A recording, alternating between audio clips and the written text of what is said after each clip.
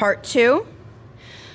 When Mommy came into the living room again, Peter had built a tower that was taller than he was, the best tower he had ever made. "Look," he said. But Mommy didn't even look at the tower. "Peter!" She picked up little brother, put him on her lap, and pressed the button to turn him back on.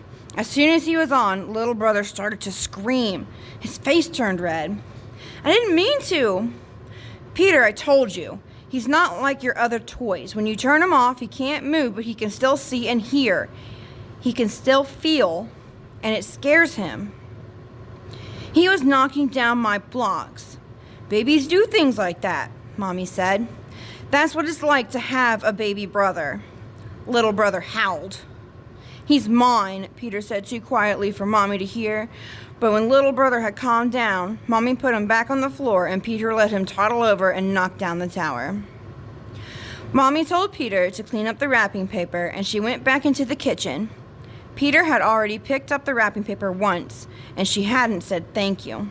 She hadn't even noticed. Peter wadded the paper into angry balls and threw them one at a time into the wagon until it was almost full.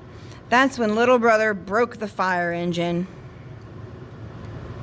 Peter turned just in time to see him lift the engine up over his head and let it drop. "No!" Peter shouted. The windshield cracked and popped out of the fire engine, hit on the floor. Broken. Peter hadn't even played with it once, and his best Christmas present was broken.